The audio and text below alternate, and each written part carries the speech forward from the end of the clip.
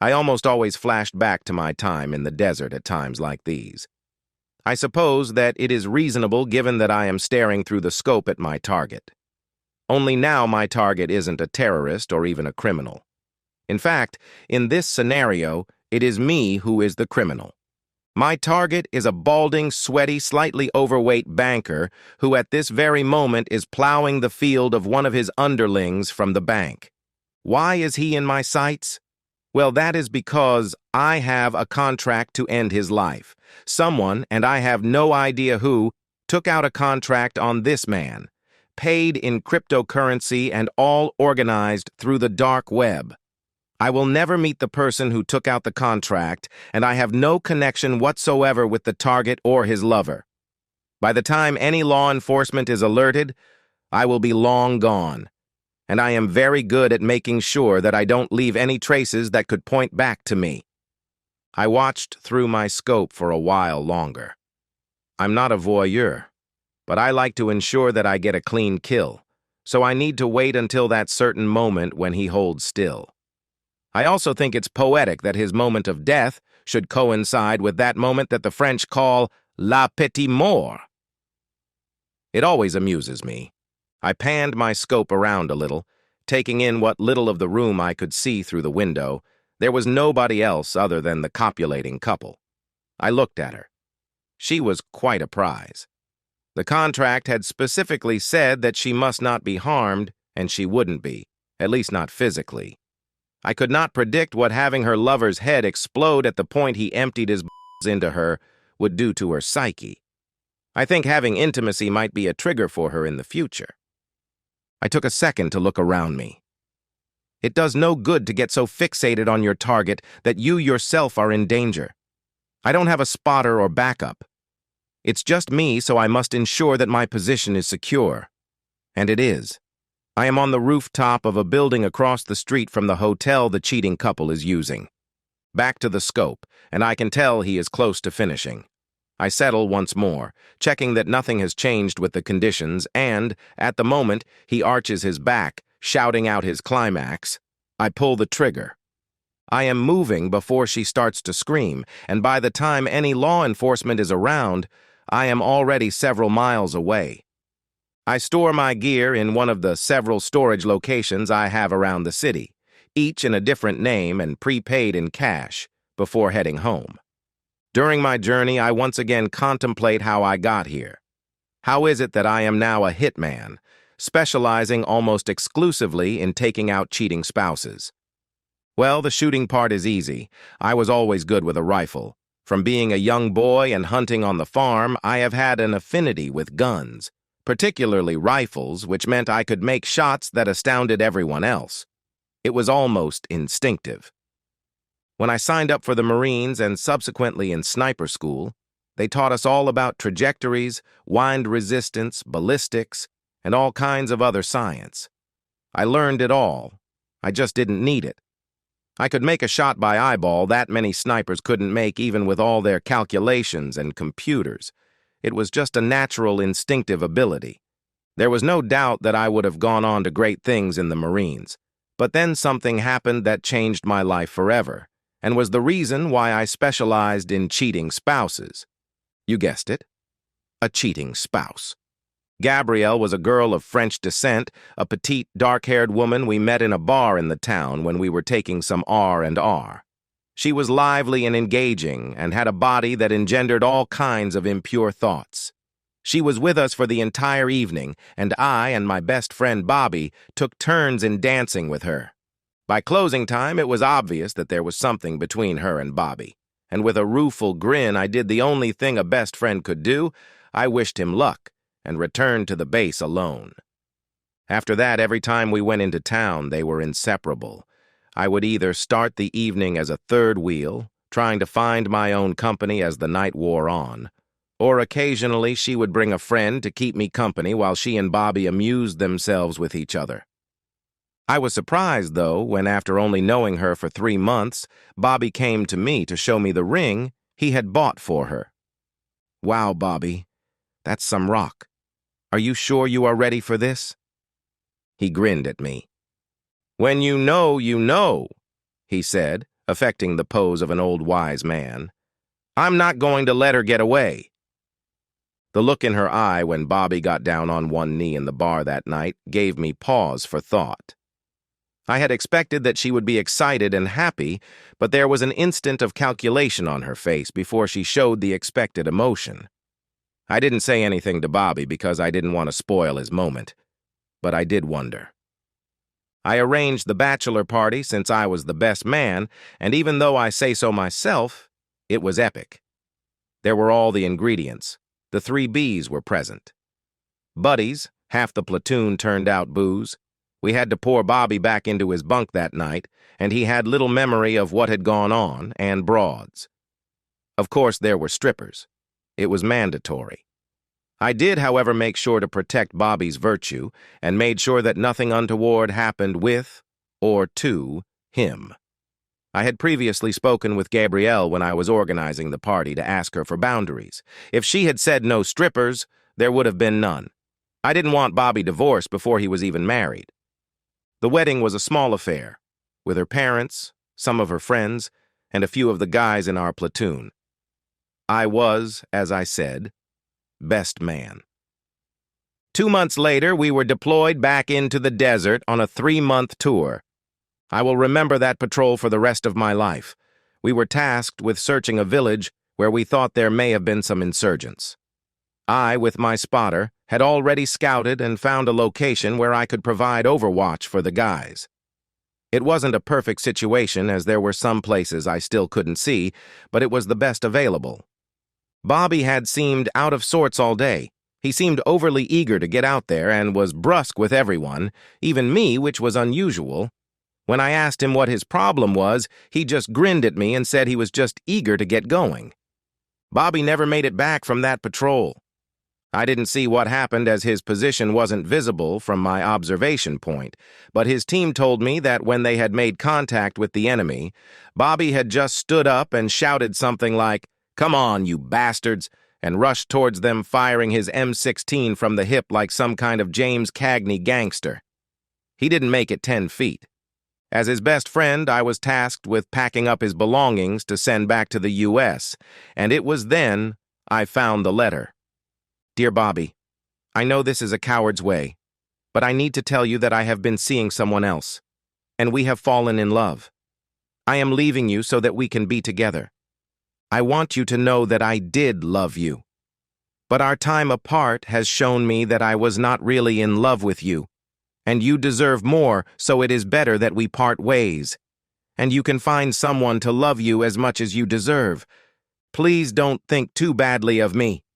John says that you have another month of your tour left, so by the time you get back I will have moved out of our house. I am not going to ask for anything from you in the divorce, and would love to count you as a friend if you can find it in your heart to forgive me. Warmest regards, Gabrielle." "That selfish woman," I shouted after reading the letter. Now I understood Bobby's behavior, and I resolved there would be payback. I was detailed to accompany Bobby's body back to the U.S., cutting my tour short. We deplaned the coffin, and Gabrielle came over, tears streaming down her face. She went to put her hand on the coffin, and I spoke. "Don't you dare, you traitorous woman!" She stepped back, stunned, and it was then I noticed the officer who had accompanied her. Colonel John Edwards. "What the hell?" He began putting his arm around her shoulders. "How dare you? How dare I? This traitorous woman dropped a Dear John letter on a soldier on active duty just before a patrol. What the hell did she think was going to happen when I find out who the low-life scum who she—" "Stand down, soldier," Colonel Edwards snarled. "I didn't know she had sent him a letter. I told her to wait and we—" "You?" I asked incredulously. "You stepped out with one of your men's wives?" "It just—" he began. My first punch caught him in the throat, bringing him to his knees. My kick to his groin took him all the way to the ground, and I punched him 4 more times in the face while he was on the ground before the MPs got to me. My greatest satisfaction was that we were both court-martialed. He for conduct unbecoming and me for striking a superior officer. I spent a year in military prison for the assault before being dishonorably discharged, and he just got kicked out of the service, losing his pension. It took me another year to find her. She had moved to Canada and was living with a French-Canadian businessman. I had no idea what had happened to Colonel Edwards, but he had got lost along the way. I did consider just shooting her from a distance. It would have been so easy. No security, no overwatch, just a woman out in public, like shooting fish in a barrel, but then she would never know what hit her, nor why. I needed this to be more personal, needed her to understand who had killed her and why.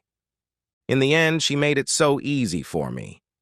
She was out dancing with some friends, clearly still being unfaithful, as the man kissing her was not her French-Canadian businessman.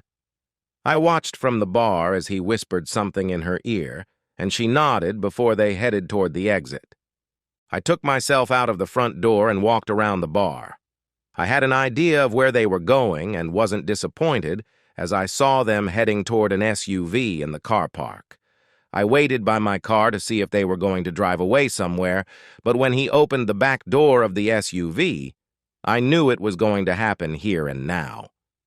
After checking for anyone or any surveillance, I moved closer until I could clearly see Gabrielle, or rather her back, leaning out of the car door as the man was with her, positioned over the seat of the car.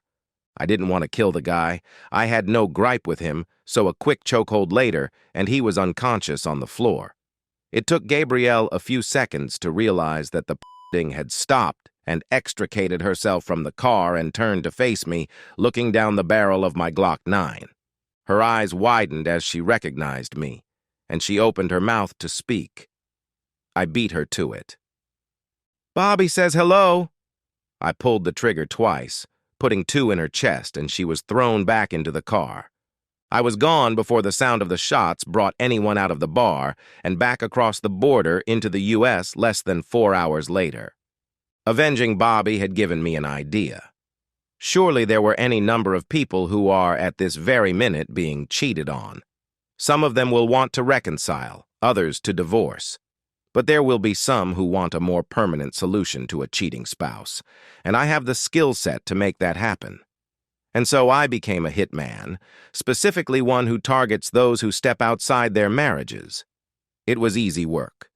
Overall, they were ordinary people, had little or no idea they were being targeted, and had no personal protection. I had been plying my trade for about 4 years and made quite a lot of money when I met Juliana. Juliana was the finance manager at a car dealership I had visited when I wanted to buy a new car.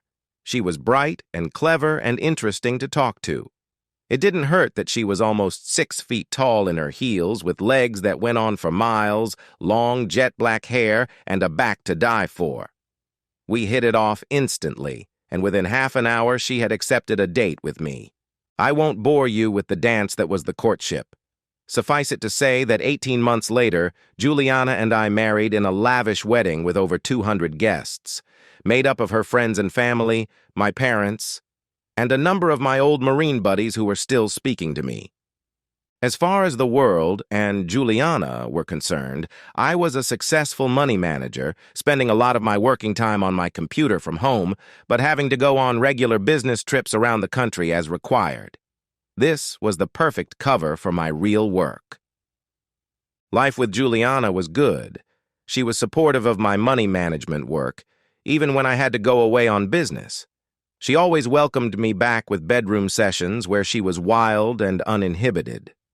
Even when I was home, we had intimacy at least 4 to 5 times per week, and sometimes much more. She never went out with the girls. Although she had a lot of friends, we always went out as a couple. If we went dancing, she would accept, with my blessing, dances from other men, but always made sure that their and her behavior passed the husband test. I never once doubted that she loved me, nor her. Contracts came in via the dark web, and I was paranoid when taking them. I would never meet in person, dealing only via the web, would require irrefutable proof of infidelity, and they would never know when or where the contract would be fulfilled. Money was paid into a virtual escrow account. Once the contract was fulfilled, the money could be released by the client. The money could be returned to the client by me if for some reason I could not complete the contract, but so far that had never happened. Since I had no connection at all to any of the victims, law enforcement never got close to me. And because I used virtual currency, even if it could be shown that the person taking out the contract had paid a lump sum out, its destination was completely secure. I killed far more men than women, roughly on a ratio of 10 to 1. When a woman gets cheated on by a man, she wants him dead. More often than not, when a man gets cheated on by a woman, he wants the man that did him dead. Go figure. There were exceptions, of course, but I had no conscience. It was a job. People were willing to pay me and pay me well for my services, and cheaters deserved everything they got. And so, life rolled on. Juliana and I had our first child after we had been married 3 years, and our second only 18 months later. They had a good, stable family life growing up, and were now both at college, which was all paid for. Juliana was a bit of an empty nester and had gone back to work at the car dealership.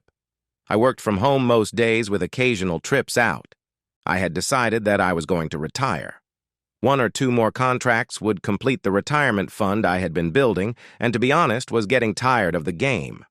I looked at the bulletin board that I used to pick up work and saw there were 2 contracts available, one in the neighboring state and one right across the country. I decided that the pay for the local contract would enable me to call it quits, and clicked on the job to start the process for taking the contract. The target was a man by the name of Peter Miller. A picture was enclosed. There was a file listing that he was a group insurance salesman who covered 3 states, including ours, and that he traveled extensively throughout his area. He was married to Janine and had 3 young children, Paul, Mary, and Siobhan. I had private investigator reports showing his liaisons with 4 different women. He was currently on the road, and his itinerary brought him to within 50 miles of where I lived. He would be staying in a hotel for a week.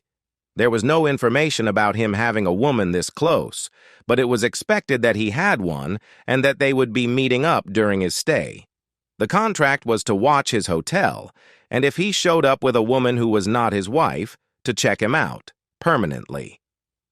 Attached to the contract were pictures of the man himself, his wife, and the 3 kids.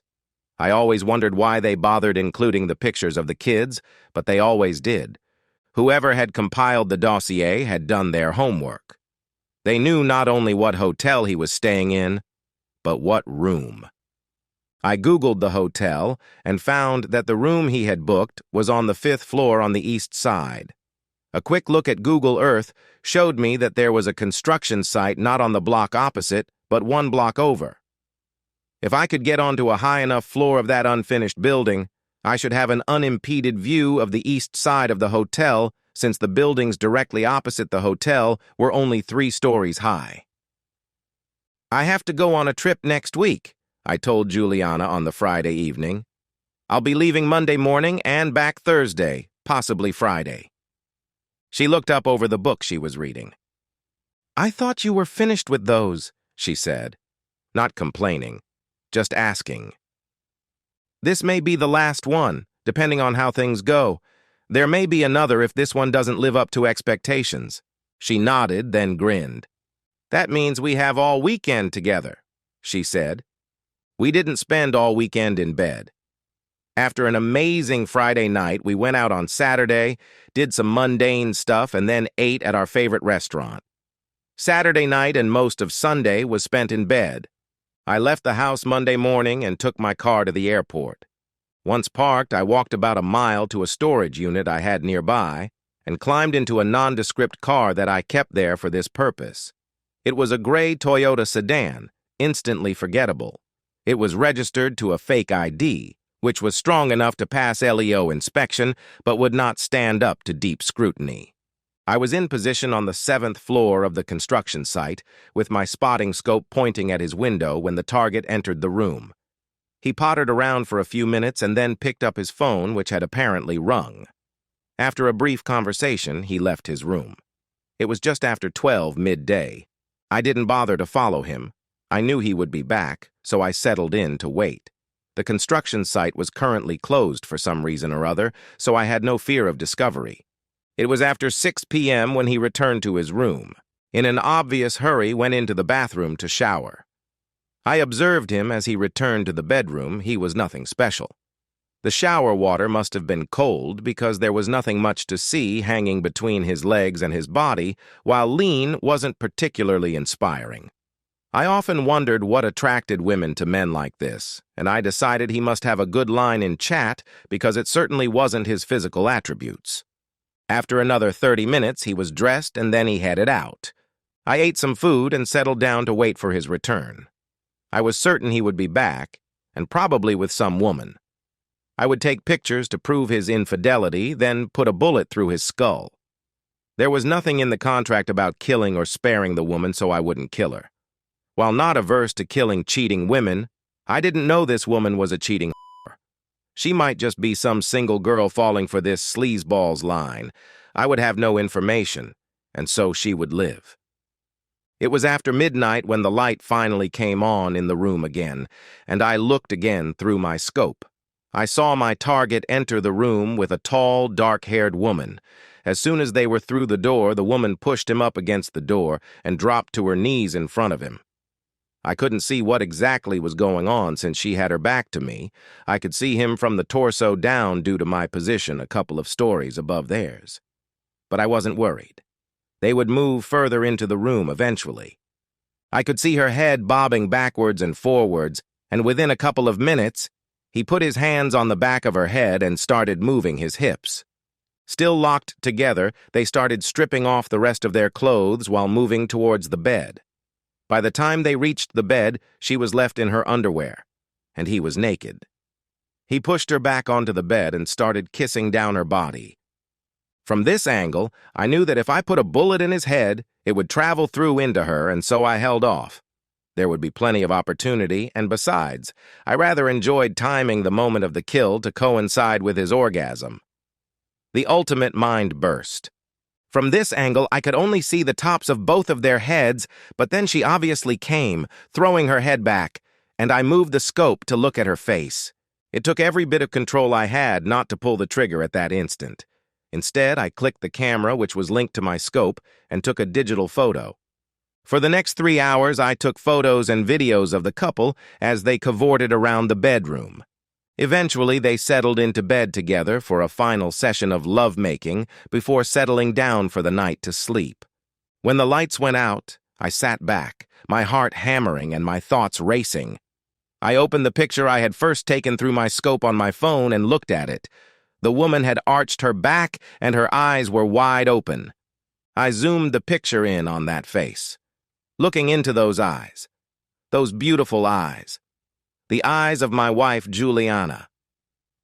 Thoughts raced through my head. I couldn't complete the hit now. One of the safest things about what I did was that I had no connection to any of the victims or their partners. If I killed either or both now, the first person the police would want to talk to would be me. My alibi wouldn't stand up to that scrutiny. Also, I was in no shape to decide what to do about Juliana. Right now, I was so angry I could easily have put a bullet in her without thinking twice about it. But I knew that the anger would fade, and I had to think of my children and not only myself. I had to think long and hard about how to deal with her. I would have to live with my decision for the rest of my life. My other thought was that if I returned the contract, someone else might pick it up and be less picky about whether they killed the asshole's partner or not. I also had to consider if this was a setup. Had someone set me up to see my wife cheating with this guy to try and flush me out? I wasn't concerned about law enforcement. They wouldn't have put either of them in my sights, as for all they know I could have taken a shot tonight, but there may be someone else involved. Maybe someone connected to one of my earlier contracts who wanted revenge. No. I needed to fulfill this contract, but do it in such a way as to make it look accidental or natural. No follow-up from LEO, so no blowback on us. Juliana, I would deal with it later. I packed all my kit away and took it all back to the lockup. I wouldn't be using it for this job. While I was in the lockup, I picked up some extra electronic kit, and returning to the hotel, I located both their cars and put a GPS tracker on them. The next morning, after they had both left, Juliana went back to my house and he to go do whatever he was supposed to be doing here. I entered the hotel and, using an electronic keycard spoofer, broke into his room. I searched the room, finding nothing unexpected. In his luggage, there were some blood pressure medications and also some Viagra. I then installed a couple of hidden cameras.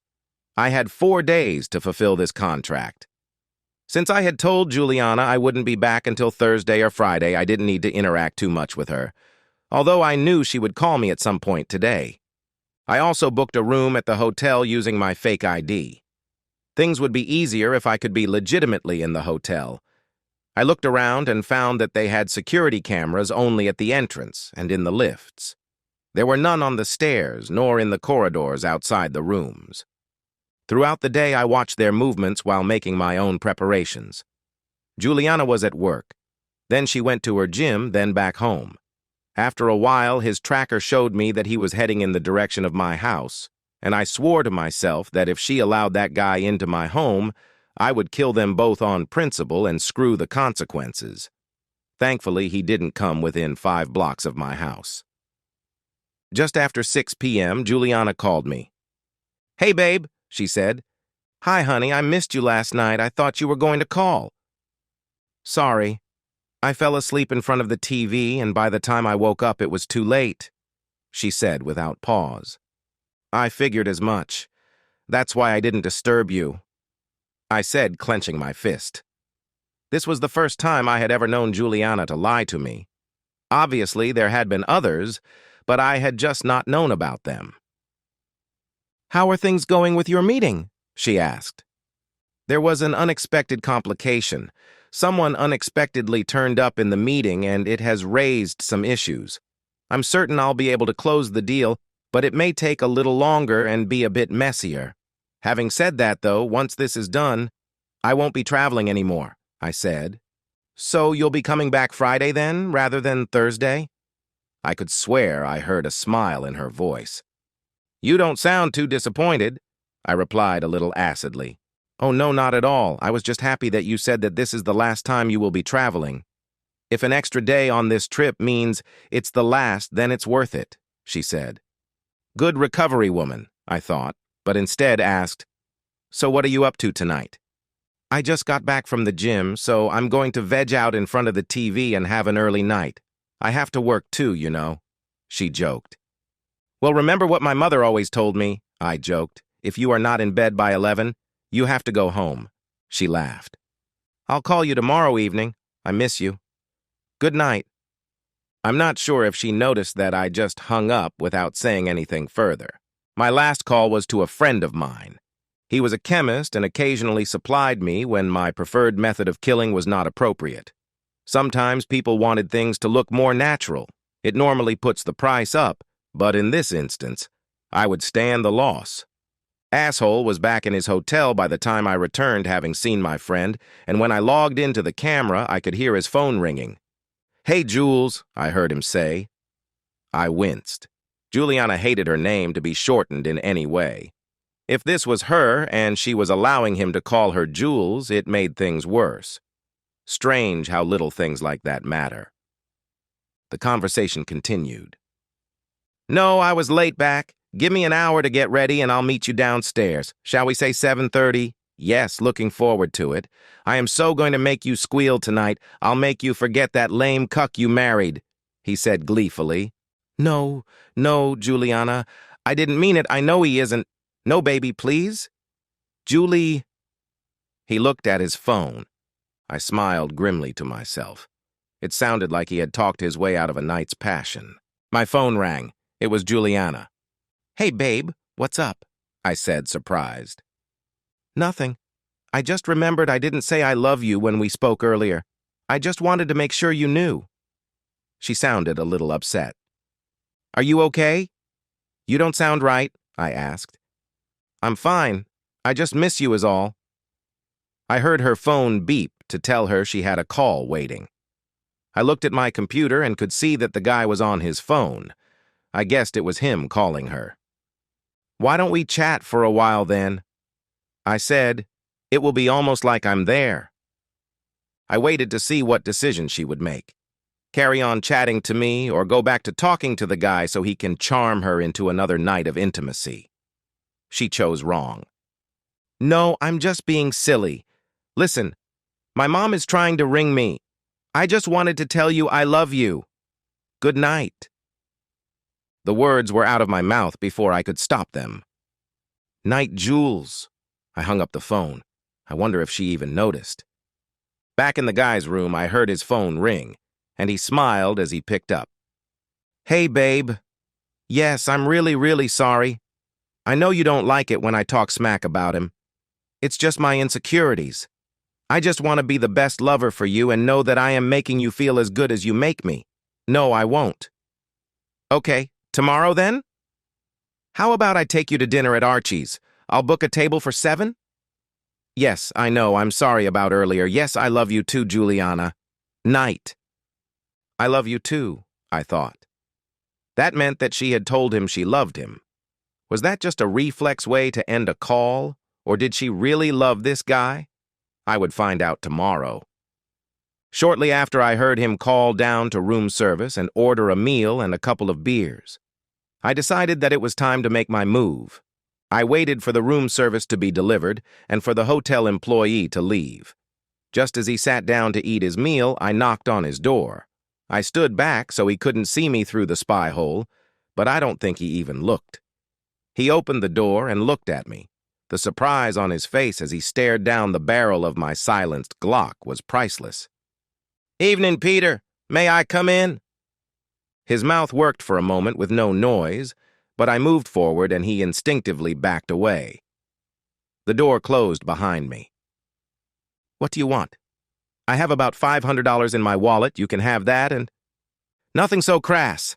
I just want a nice friendly chat. You see, my employer, I believe you are familiar with her, your wife Janine, has asked me for some answers. And you, my fine fellow, are going to give me those answers. I have a lot of information already, but there are some blanks to be filled in, so if you lie to me, I will know, and I will shoot you. He paled. I really don't want to shoot you. It's so much like hard work, and your good wife would much rather just divorce and humiliate you. Financially, you are worth more to her alive than dead, and she does think that your kids would miss you if you were dead, but she wants the full, whole, and unvarnished truth about your dirty little affairs. Make no mistake, she is going after each one of the women you are cheating with and will tell their husbands what they have been up to. If you tell me everything fully and completely right now, I will leave this room without having to clean up your corpse. Does that sound reasonable? I asked. I picked up a bottle of beer, popped the top, and handed it to him. I popped the other one and took a swig. I grimaced. Is that the best this place does? I asked. He looked at me, a gleam of hope in his eyes. So, if I tell you everything you want to know, you won't shoot me? He asked. I will not. I will take my leave and let you continue with your life. I would suggest that you call your wife once I have left and maybe, just maybe, if you grovel enough, she might even take you back, if only for your kids' sake. I indicated one of the chairs. He sat. What do you want to know? He asked. There are 4 women I know pretty much everything I need to know about. I rattled off their names and where they lived. His mouth dropped open. I also know that there is a woman here in town, too. I believe her name is Juliana, and she works at a car dealership. He nodded. Your wife didn't know much about her, so let's start there. Tell me everything about Juliana, how you met, how long you have been with her. Everything. He started slowly, but told his story as he sipped the bottle of beer I had handed him. He had met Juliana about 4 months previously. He had been visiting the car dealership selling his insurance, and he had spoken with her in her role as a finance officer. She was beautiful, charming, with an absolutely stunning body, and he decided right then and there that he had to have her. They had a meeting that lasted most of the morning, and so he had invited her to lunch. He was surprised that she accepted so readily, and was even more surprised when, after lunch, she suggested he might like to take her out for dinner that evening, since her husband was out of town on business. They ended up back at his hotel that night, and she had given him a night he would never forget. He started to describe what she had done for him, but I cut him short. I didn't need those kinds of details. "So, how often did you meet up with Juliana?" I asked. "We met up about 8 or 9 times. Each time her husband was away, she would call me up, and if I was able to work my schedule to get over here, I would do. I even canceled dates with my other girls if she called. She was far better than any of them," he said with a grin. He was getting into his story and had momentarily forgotten his situation. He gulped the rest of his beer down and then looked at the empty bottle. "Can I get another?" he asked, indicating the minibar. Slowly, "It would be a shame for me to have to shoot you for a misunderstanding. We seem to be bonding somewhat."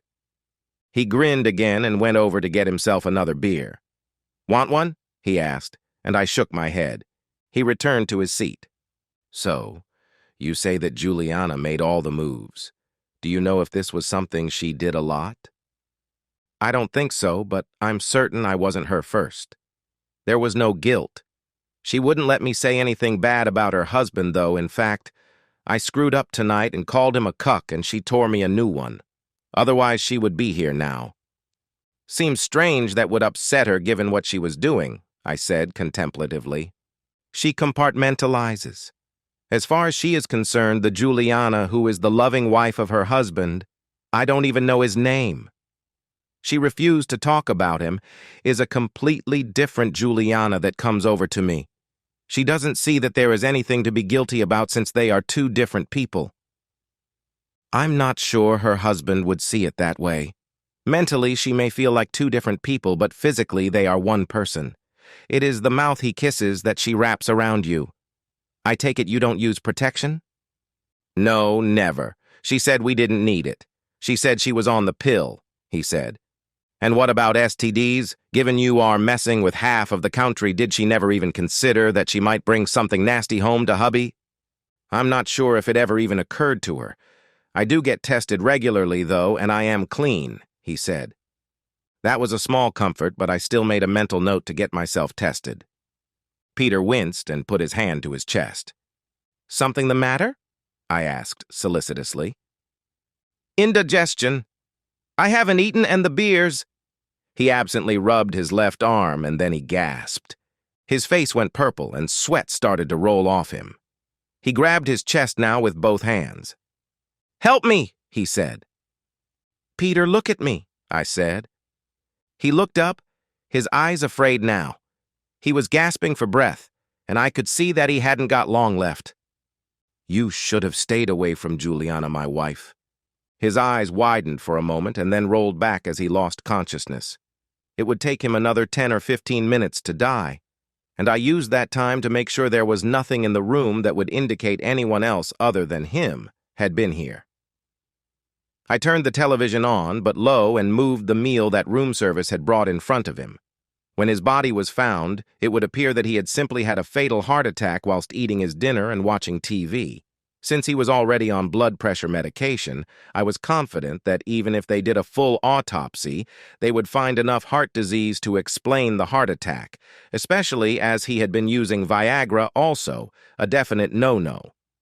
I checked him again and found he was indeed dead, then checking the corridor outside was clear. I put the "Do Not Disturb" sign on the door handle and returned to my room. It was just after 5:30 p.m. the next day when Juliana called me. "Hey, babe, how was today?" she asked chirpily. "Remarkably good.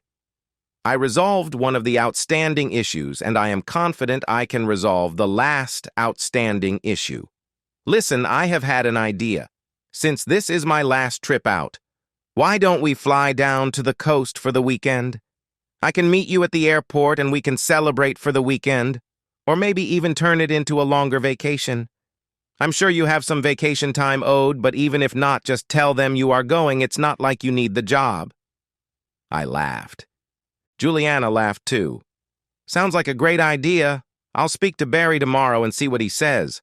I'll call you tomorrow night, and we can book the flights." "Perfect. So what you up to this evening?" I asked. "Same old. I have some stuff to catch up on, and I'm binge watching. It's really good. Isn't that about a woman having affairs? I hope you are not getting any ideas. She laughed again. It's getting me revved up for when I can get to you again, she said. I watched the time, knowing she thought she had a dinner reservation for 7, and it would take her at least 40 minutes to get there. Listen, babe, the oven just beeped so my dinner's ready. I'll speak to you tomorrow, okay? She said. Okay, enjoy your dinner and your cheating, I said. Bye, babe, love you, she said. I hung up. It was 8:30 when I heard knocking on Peter's hotel room door. Since I had put the Do Not Disturb sign up, the maids hadn't gone in to service the room, and I guessed that Juliana had gone to the restaurant, waited, and had come to see why she had been stood up. The knocking came again. 20 minutes later, I heard the beep of the lock, and the door opened.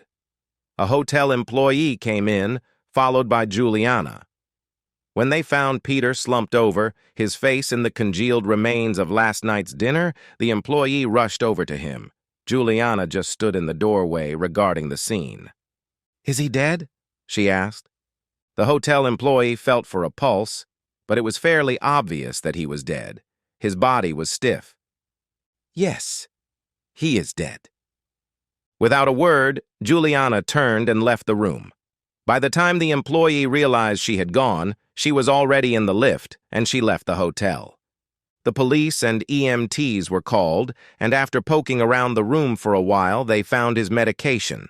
The EMTs said that he had had a fatal heart attack given his medical condition, and how they had found him. The police talked to the hotel employee, who told them that they had entered the room at the behest of a woman who had come to visit the man, and they had found him. He didn't know the woman, but had seen her earlier in the week. She had visited previously. The man, however, had been to the hotel before and had several female visitors. The employee thought they might be escorts, but had said nothing as the man tipped well and they were discreet. After everyone left, I went and retrieved my surveillance equipment. I packed up my gear and, in the morning, I checked out. In the car park, I removed the GPS from Peter's car, which was still parked there. I collected Juliana from the airport on Saturday morning, and we drove to the villa I had rented. She squealed happily when she looked around and saw the private pool with its loungers and said, I'm going to get changed. Can we have a few minutes to chat first? Jules? I asked. Her head snapped round to look at me. You know I don't like you to call me that, she said. Why not? You didn't seem to mind when Peter used it? She paled, but decided to brazen it out.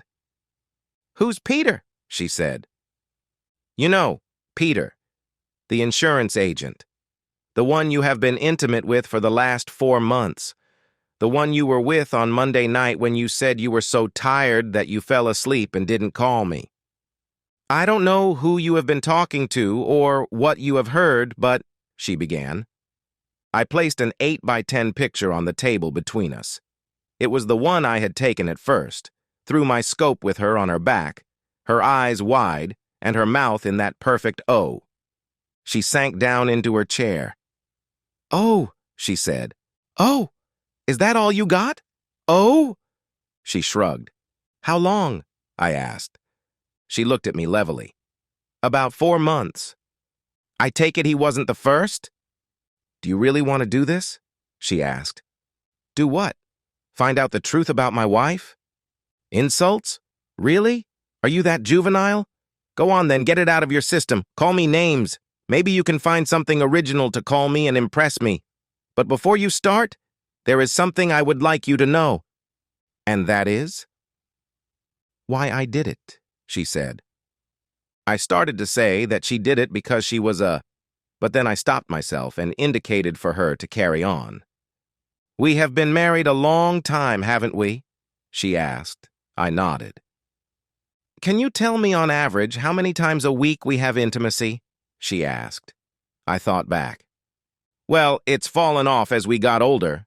I started, but she interrupted. Has it? Yes. Initially, we had intimacy every day, sometimes twice or more in a day. But once we got over that youthful exuberance, We averaged at least every other day, sometimes more. The intimacy was and still is wonderful, and you are still the best lover I have ever had. But then you went on your business trips, sometimes for up to a month at a time. I was used to getting laid almost daily, and then you were expecting me to go without for weeks. I tried some DIY, even got myself toys, but it wasn't the same. It didn't satisfy the need. One night, I had decided that since you weren't here and I couldn't get it, I would go to the gym and work off some tension. I was so horny I must have attracted half the men in there. They were like dogs in heat. And yes, I ended up going home with one of them. I had found a way to satisfy the need that you had created in me. Oh yes, I was guilty the next day, scared that you would find out and that you would be hurt and divorce me. When you came back from your trip, I practically raped you every day for a week, trying to make it up to you, making up for something you didn't even know about. Even then, I knew that the next time you went away, it would happen again. And it did. After a while, I decided to embrace the new normal, but I needed to put in place some safeguards, so I created some rules. Firstly, I would never do it when you were home. Not because I thought you would catch me, but because you were always my first and best lover. I didn't need anyone else if you were here. Secondly, I never brought anyone back to our home. I would never disrespect you by having another man in your bed. For the same reason, I would never let any of my other lovers disrespect you. It seems that some men get pleasure from denigrating the husbands whose wives they were with. If any of them started talking badly about you, I stopped it. I refused to see them again and have even kicked some out of bed for doing it. Thirdly, I got regular STD testing. I didn't want to pass anything on to you. And before you say it, it wasn't just because that would get me caught. I didn't want to put you at risk that way. I also made doubly sure that I couldn't get pregnant. I used an IUD and had a contraceptive implant. When we were ready to have children, I stopped. I have copies of the DNA tests for the children for you to see if you want proof. I knew that it was possible you may find out and that you would question the parentage of the children. And yes, that means that I have been doing this for all the time we have been together. You got me so hooked, I just couldn't do without it. A day or two was fine, but anything more than that, I had to have some relief. That is all it was, scratching an itch. I never had any feelings for any of them. They were flesh toys as far as I was concerned. The only person I have ever loved and been in love with is you. When you told me that this was going to be your last trip, I was overjoyed. Finally, I could have you at home. And to myself, I could stop having to find second-rate substitutes. I wouldn't need them, because I would have the best one at home with me all the time. My days of having to settle for second best were over. It seems rather ironic that what was perhaps my last time with another man would be the time I got caught. Your last time? I said. Those pictures were taken Monday. You said you couldn't go without for more than 2 days, so are you expecting me to believe that you didn't go out the rest of the nights? What about Tuesday, Wednesday, and Thursday? She laughed a little. Tuesday, he called me to say he was back at his hotel, but he started bad-mouthing you, so I told him that we were done and I wouldn't meet him again. He called back a little later to apologize, and I forgave him, but told him he was done for that night, and I would see him Wednesday. He said he would take me out to dinner by way of apology. So that call that came in when we were talking on Tuesday, that wasn't your mom? For the first time, she had the decency to look guilty. No, it wasn't. I hated lying to you. Not enough to not do it, I said. Her eyes widened. Wait, you called me Jules on that call. I remember thinking it strange. You knew then, she asked. I was sent the pictures on Tuesday morning. There were some transcripts of previous calls included. She sighed again. I'm so sorry you had to find out like that. It must have been horrible. Let's not get sidetracked. You didn't sleep with him on Tuesday, but what about the rest of the week? I asked. I wanted to see how she had been affected by his death. Wednesday he was supposed to meet me for dinner, she began. You mean when you were supposed to be binge-watching on TV? I asked, with some irony. I really have been watching it, and it is good.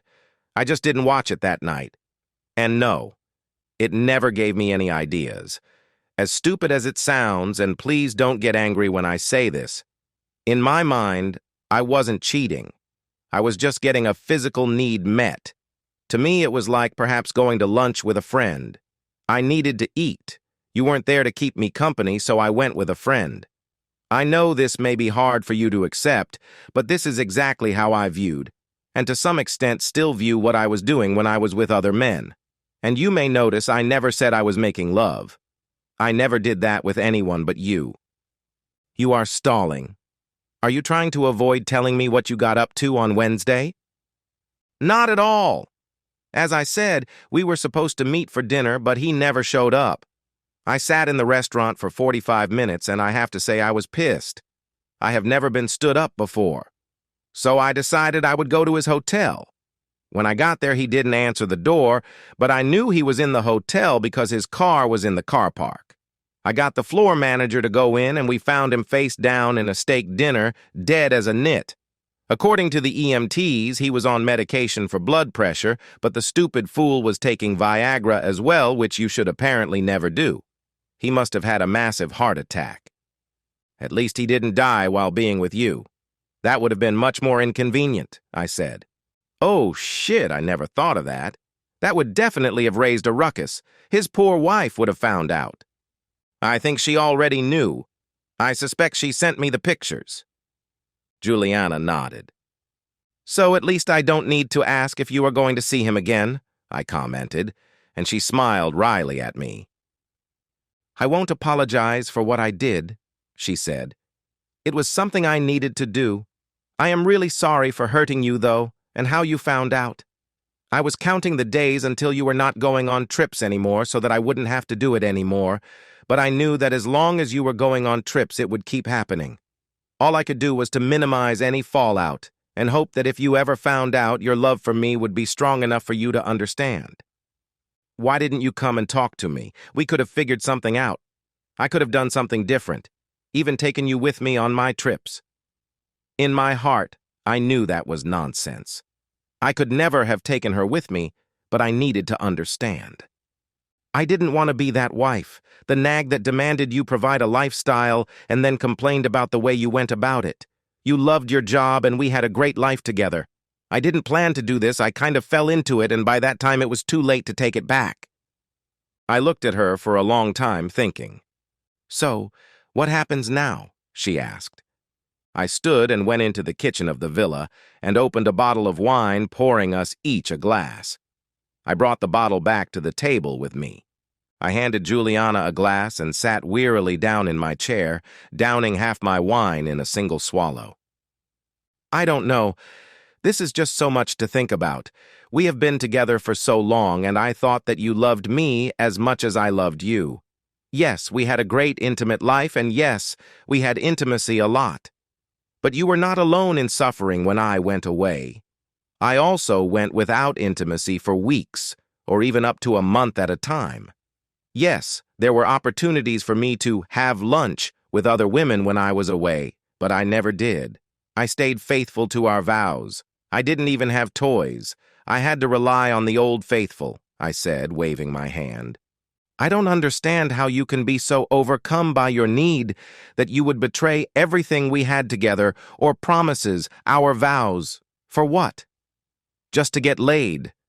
Are you going to claim intimacy addiction? Do we need for you to see a counselor? She opened her mouth, but I held up my hand. Please, I let you speak. At least, do me the courtesy of listening to me for a while. I leaned across and refilled her wine glass, topping up my own. I have so many questions. How can you dissociate intimacy and love so easily? Everything I have read says that it's men who do that, not women. That women need to have love to have good intimacy. And if that is true, and you are not lying about there being no love, then that means that you were risking everything for bad intimacy. How do you think that makes me feel? You also said that you couldn't go without intimacy for more than a couple of days at a time. So what happens as I get older? It's well known that men slow down as they get older, and some women get a boost to their drive as they get older. Is that what I have to look forward to? Am I going to come home to find some guy with you when I can only manage to get it up twice a week because that is not enough for you? How can I look myself in the mirror each morning with anything resembling respect, knowing that for all our married life you have been holding me with other men? There must have been dozens, if not hundreds, over the years. Also, you say that you got regularly tested, but what use is that? You could have gotten infected and passed it on before any of your tests came back. You could have passed anything on to me, even HIV. That thing takes months to be detectable. You could have killed us both. Where would our kids have been then? Her face twitched, and she rubbed at her left arm absently. I smiled at her gently. Peter was a piece of shit, but I think in the end he was developing feelings for you. He told me that he would even cancel on his other mistresses if you called to say you were available. What? When did you speak to Peter? She asked. Oh, he and I had a little chat the night he died. You see, I was a little upset at seeing you being with that creep, so I decided to make sure that it wouldn't happen again. Her face was flushed now, and I could see that the pain was starting to develop in her chest. What did you do? She asked. Same thing I just did to you. I snarled. I killed the cheating bastard. Say hello from me when you get to hell. And so, we've reached the end of today's story. Was it what you expected, or did it take a twist you didn't see coming? I'm curious to hear your thoughts. Share them in the comments below, and let's get a conversation going. If this story kept you hooked, make sure to hit that like button. And if you're new here or just haven't subscribed yet, now's the perfect time to join our community. I bring you fresh, captivating stories every day, so click that subscribe button and turn on notifications so you never miss out. Thanks for watching, and I'll see you in the next one.